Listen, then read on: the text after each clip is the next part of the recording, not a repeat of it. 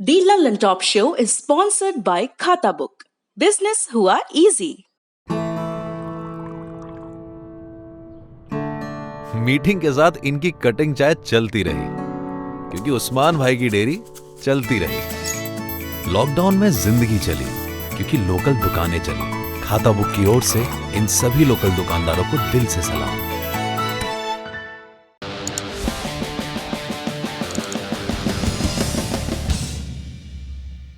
अब बात करेंगे लद्दाख में पेंगोंग त्सो झील के किनारे दक्षिणी किनारे भारत और चीन की सेनाओं के बीच चल रही ताज़ा तनातनी की।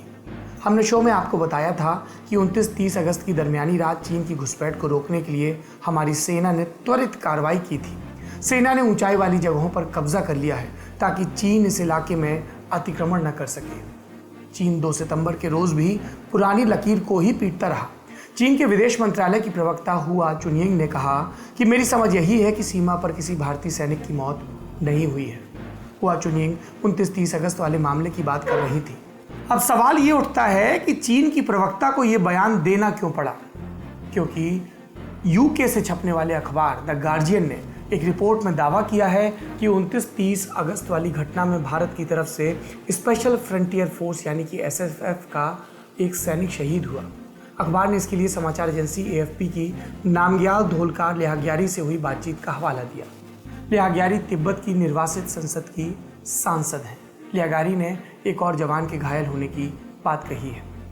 वैसे भारत या चीन ने आधिकारिक रूप से किसी सैनिक के घायल होने या शहीद होने की पुष्टि नहीं की है। सूत्रों के हवाले से यह भी कहलवाया गया कि इस कार्रवाई में शारीरिक हाथापाई नहीं हुई।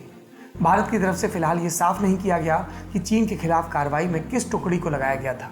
हम यही जानते हैं कि ये इलाका हमारी सेना के नियंत्रण में है और स्थिति तनावपूर्ण है। अब भी पक्की और आधिकारिक जानकारी का अभाव है।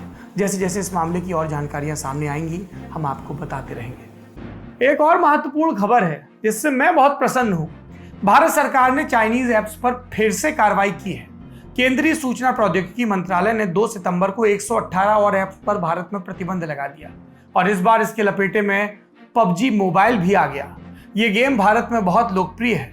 इस निर्णय की जानकारी मंत्रालय ने एक प्रेस रिलीज के जरिए दी। गेम लोकप्रिय इसकी नहीं, बैन की।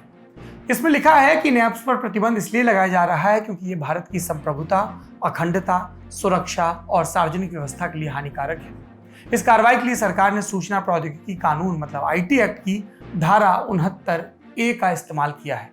प्रेस रिलीज में कहा गया कि मंत्रालय को कई ऐसी शिकायतें मिली जिसमें कुछ ऐप्स द्वारा यूजर का डेटा अवैध रूप से इकट्ठा करके भारत से बाहर स्थित सर्वर पर भेजे जाने की शिकायत आई थी। इस बार किसी देश का नाम नहीं लिया गया, पिछली बार भी नहीं लिया गया था, लेकिन प्रतिबंध की चपेट में आने वाली ऐप्स की लिस्ट चीख चीख कर कहती है made in China, band in India. ये पबजी का बार बार जिक्र हो रहा है, मोदी जी भी करते हैं। क्या है इसका full form? Player unknowns battle grounds. ये एक दक्षिण कोरियाई कंपनी ब्लू होल का गेम है, लेकिन पबजी मोबाइल को बनाया टेंसेंट गेम्स ने। ये कंपनी चीन की है। इसने चीन में इस गेम के लिए कोरियन कंपनी से करार किया था। बैन की चपेट में पबजी मोबाइल के अलावा बाइडू भी है।